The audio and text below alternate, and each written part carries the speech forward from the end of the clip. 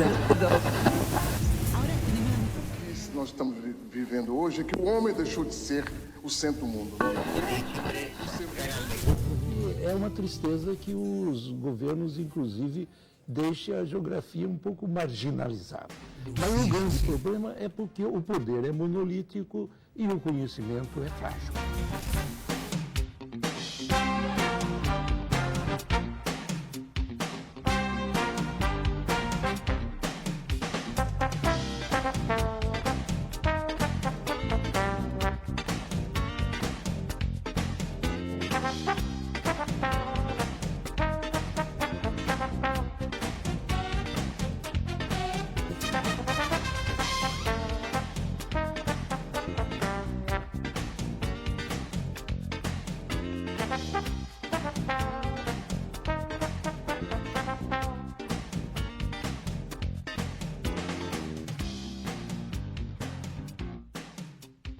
Olá a todos, mais um episódio do nosso querido podcast de Geografia Academia Norte, do Núcleo de Geografia da UniOeste de Francisco Beltrão.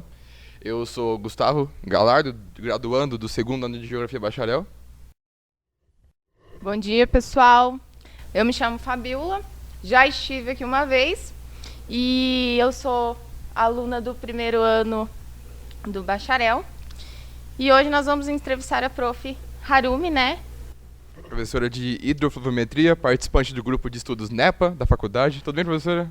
Tudo bem, meninos. É um prazer poder contribuir para esse projeto tão bonito que está sendo desenvolvido aqui na Geografia. É um enorme prazer poder contribuir com tudo isso. Muito obrigado, professora. Eu gostaria de saber, para começar, um pouco sobre a carreira da senhora, onde a senhora se graduou, fez a dissertação, a sua tese de mestrado e doutorado. Como que foi a sua carreira na geografia? Como iniciou? Bom, eu falo que minha carreira começou quando eu nasci. Por quê? Eu nasci às margens do Rio Iguaçu, né? Literalmente às margens do Rio Iguaçu. Minha graduação, eu fiz a graduação em Maringá, né? Geografia de Maringá, licenciatura e bacharelado, mestrado fiz também na UEM, né? No programa de pós-graduação, com ênfase na geografia física, e o doutorado eu fiz na Geociências e Meio Ambiente, na Geologia, na Unesp de Rio Claro, né? Ao longo da minha trajetória, enquanto eu estava fazendo doutorado, eu fui colaboradora na UniOeste de Marechal Cândido Rondon, né? E terminando, né, a minha estada lá em Rondon, fiz o concurso aqui para Beltrão, né, como efetiva. E até ser chamada para o concurso, eu fiz 2 estágios de pós-doutoramento. Um num projeto específico do NEPA, né? E um segundo ano com um projeto junto ao programa de pós-graduação na geografia. Então, eu tenho 2 estágios de pós-doutorado, né? E a minha trajetória aqui em Francisco Beltrão começou em 2016, né? Então, desde 2016 eu estou aqui. Ao longo tanto do mestrado quanto do doutorado e, lógico, na graduação, eu desenvolvi todos os meus estudos voltados ao ambiente fluvial, né? A geomorfologia fluvial, sobretudo em grandes rios, né? Por que nos grandes rios?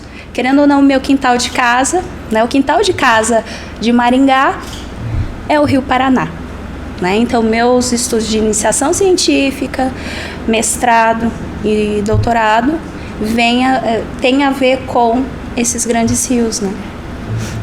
Certo.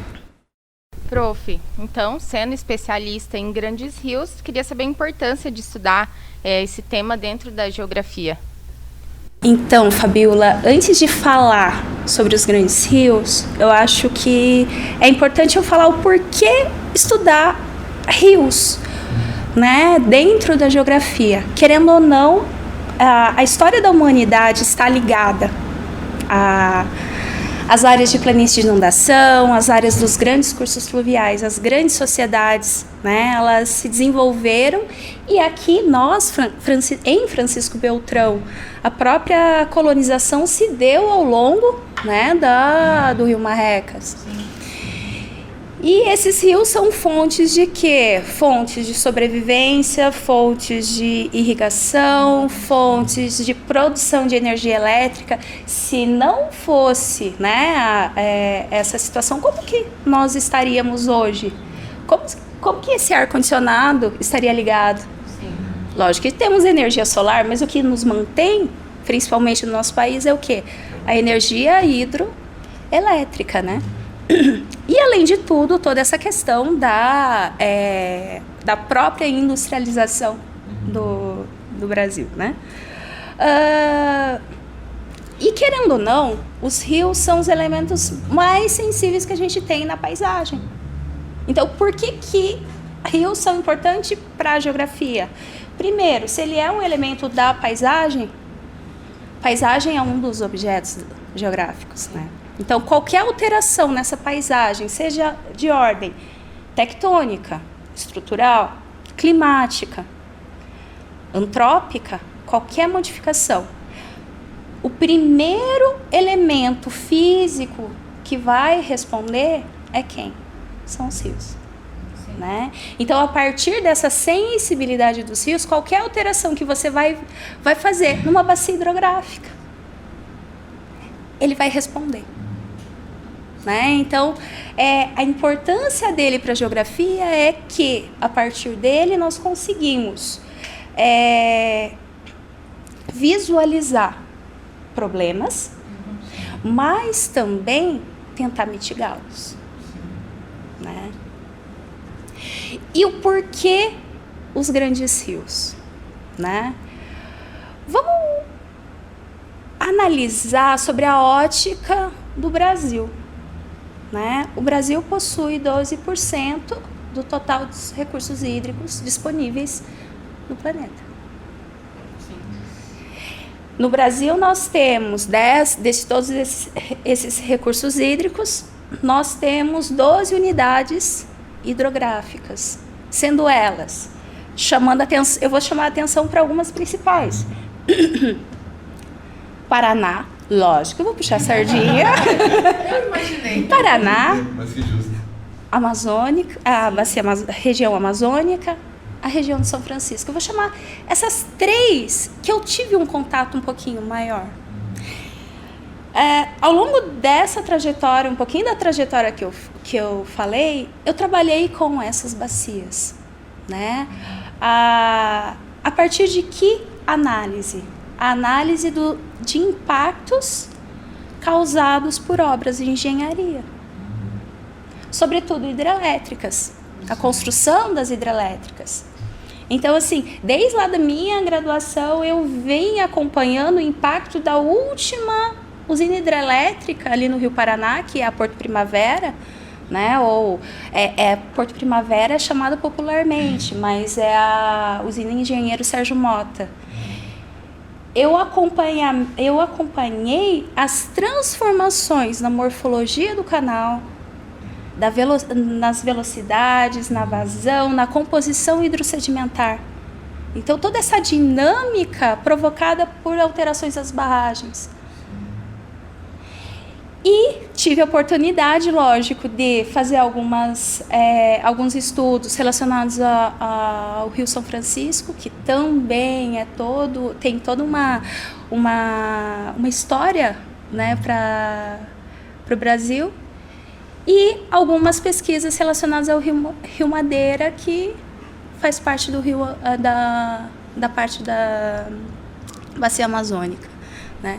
Então, trabalhar grandes rios é ver as possibilidades que nós temos dos recursos hídricos, mas também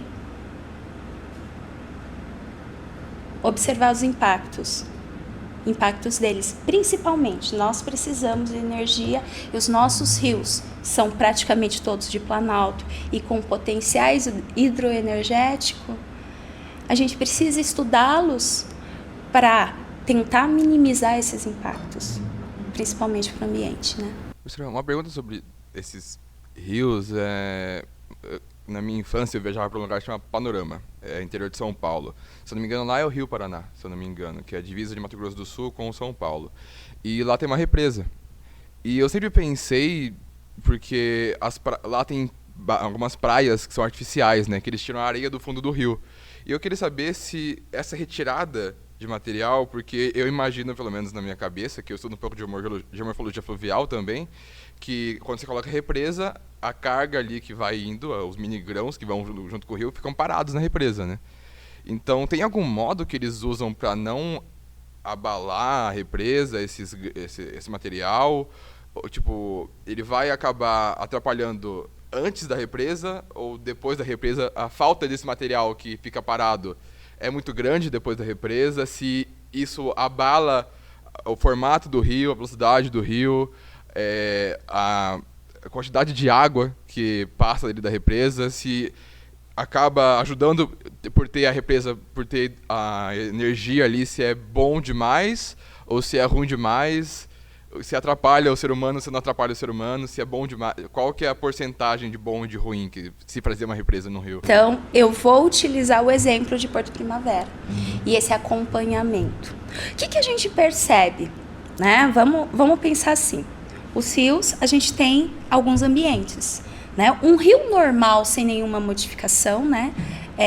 A gente vai ter um rio lótico, né? Então, um sistema lótico com velocidades, morfologias vinculados a esse ambiente mais natural, né?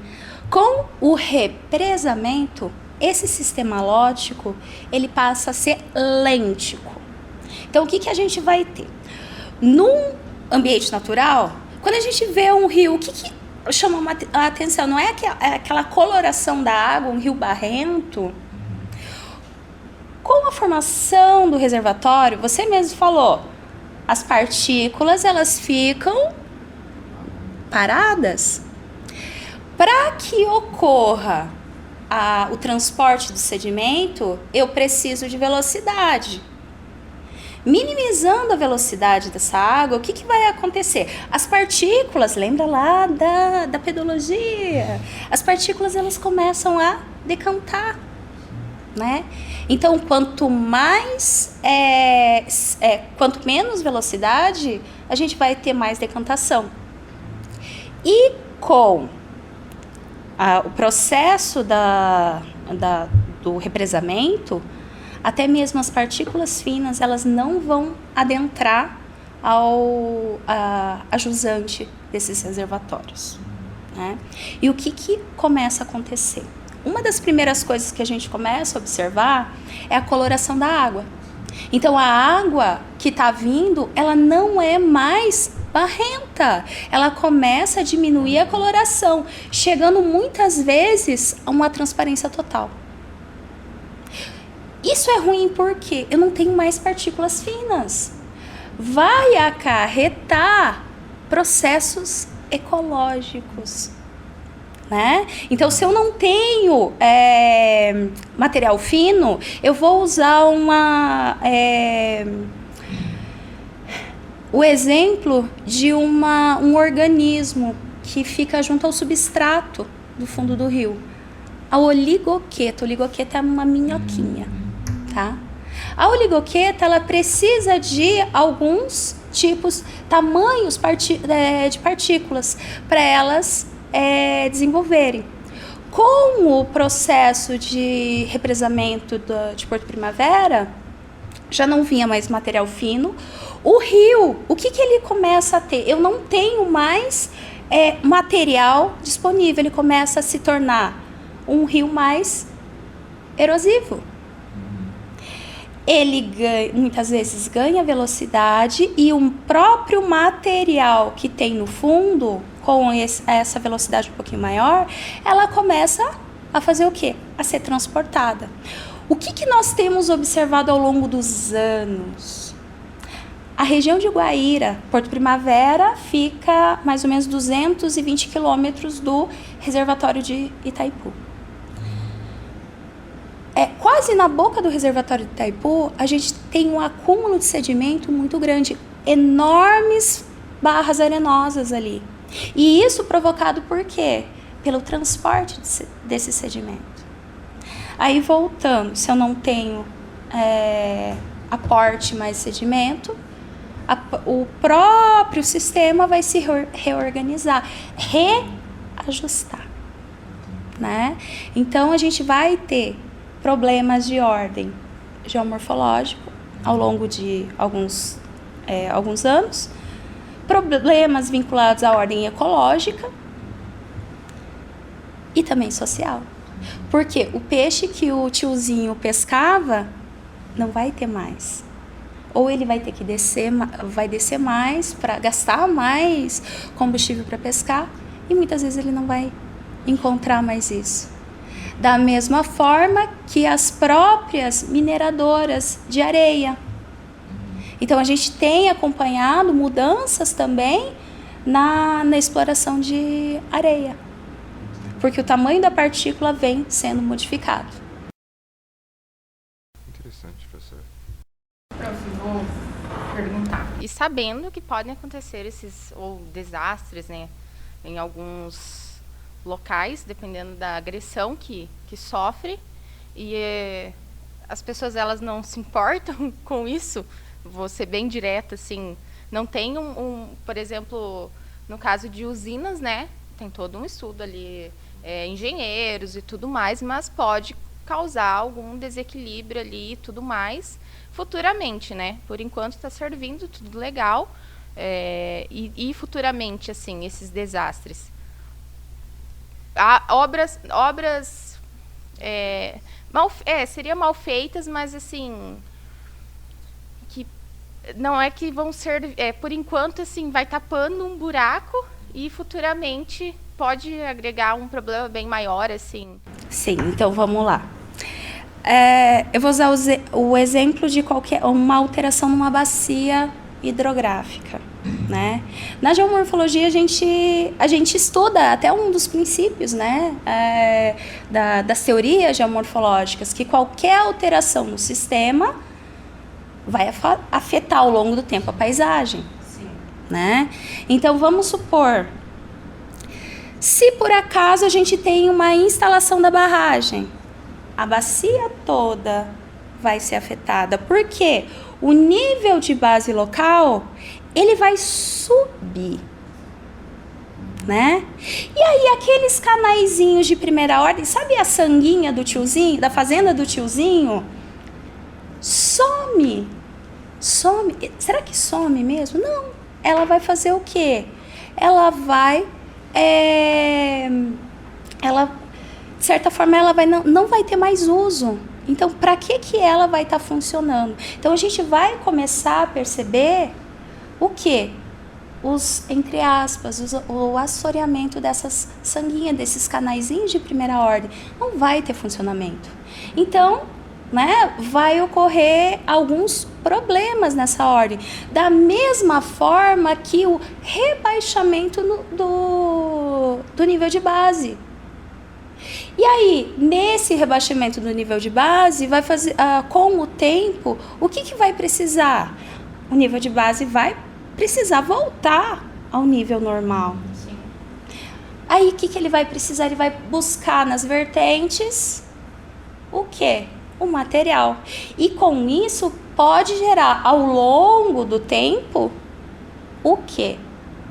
Processos erosivos em vertentes, ou vamos chamar mais, né, popularmente, os escorregamentos, deslizamentos que podem ocorrer ao longo do tempo, quedas de bloco, né? Então, é uma problemática que nós precisamos fazer o quê? Um processo geomorfológico atuante numa bacia hidrográfica que é necessário ser visto.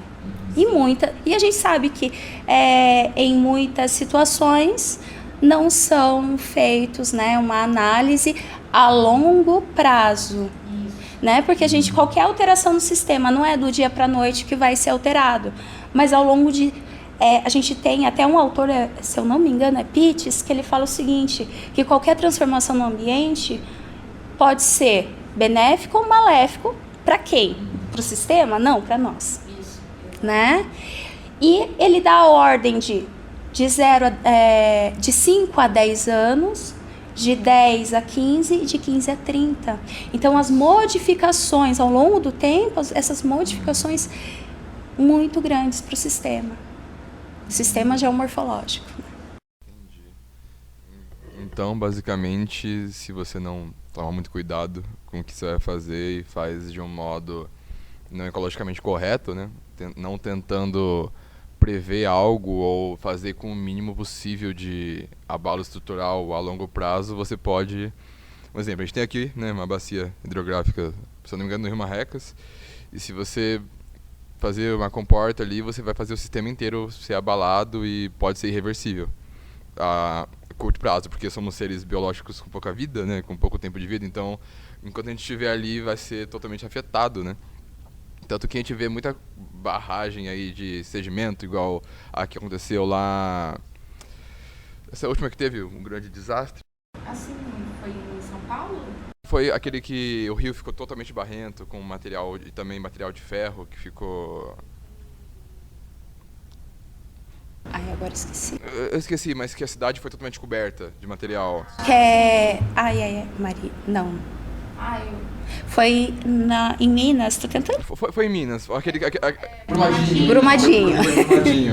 Que eles fizeram e, tipo, a ganância humana acaba por ficar totalmente errado os papéis e acontecer um desastre como aconteceu, né, professora? Então, a senhora, sendo bastante estudiosa nisso, tem como a gente tomar mais cuidado com esses tipos de obras que não são corretas ou de algum modo do tipo? Bom, primeiro, vamos pegar por esse viés dos nós geógrafos. A gente já tem nós temos um papel muito importante, né, ao estudar tudo isso, principalmente ter uma análise que, com o passar do tempo, foi deixando um pouquinho de lado das características físicas do local, né, que é muito importante. E também toda essa parte de para construir qualquer obra de engenharia, vamos colocar assim, né? É necessário fazer todo um estudo de impacto. Então, que esse estudo de impacto não seja copia e cole. Que seja feito muito bem feito. E eu não estou falando para uma barragem só, para construção de barragem. Eu estou falando para construção de condomínios, de como que é o nome? A construção de loteamentos. Não é o carimbinho, o carimbão e carimbaço. É desenvolver o estudo realmente, é gastar um pouquinho com análises. Gastar um pouquinho, mas vai ter que gastar muito depois, né? E a gente tem que pensar nisso, não é fazer uma obra e depois da obra feita, fazer o estudo de impacto. A gente tem que ter ciência que nós estamos trabalhando não somente em prol do ambiente. A gente tem que garantir a nossa existência, primeiramente. Uma coisa que minha avó sempre disse era melhor prevenir do que remediar. Melhor prevenir do que remediar, com certeza. Sim. Professora, para ir finalizando, eu vi que a senhora trouxe algumas literaturas. Sim. Eu gostaria de saber quais são e o que a senhora indica, além delas, se tiver. Bom, eu trouxe 3 livros, né? Os 2 primeiros eu acho que são livros didáticos para quem está fazendo geografia, né? São livros básicos, super didáticos, que vale a pena a gente ter, que seria a Introdução à Geomorfologia, né? Do Torres Neto e Menezes. Tem na biblioteca aqui da universidade, está disponível, acho que a compra de e-books, a compra do livro físico. Da mesma linha, a introdução à hidrogeografia, né, do Machado e Torres. E, lógico, eu tinha que trazer Geomorfologia Fluvial. Geomorfologia Fluvial do Estevão Ilatrubessi. Vou, né, tem que vender o peixe, né? Estevão foi meu orientador, meu pai científico, né? Então, além das contribuições para a própria geomorfologia fluvial, tem muito dos estudos realizados nos grandes rios, né? Então, é muito bom. E eu também tenho um convite a nós temos agora em agosto, do dia 24 a dia 30 de agosto, o 14º Simpósio Nacional de Geomorfologia, o Sinagel, que vai ocorrer no Pantanal, em Corumbá. Então, fica o convite a todos vocês, né, a participarem. E por que não ir lá para o Pantanal, conhecer um pouquinho da geomorfologia, sobretudo geomorfologia fluvial. Com certeza, professora. Com certeza. Bom, vamos ter que encerrar, mas acho que teríamos assunto para falar o dia todo. Com certeza. Mas temos o tempo aqui, né? E eu queria agradecer profundamente a participação. E fico muito feliz de estar num curso que tenham professores preocupados, né, com o meio ambiente de verdade, porque isso é uma preocupação muito grande e eu vejo que tem isso na senhora. Fiquei bem feliz. Não temos aula ainda, mas eu vou adorar ter, tenho certeza, né? E é isso. Muito obrigada, professora, por passar seu conhecimento para nós. Não, é um pouquinho, na verdade, eu que agradeço o convite.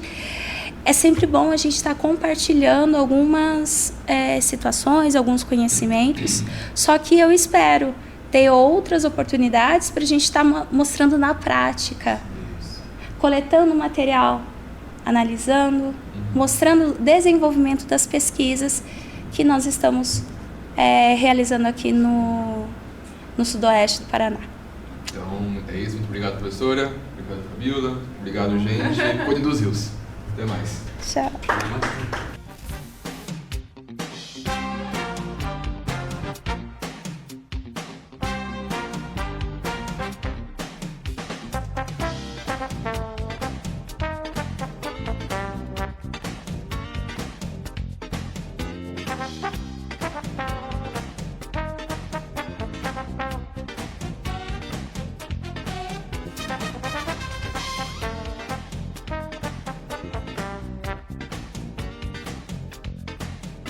Thank you.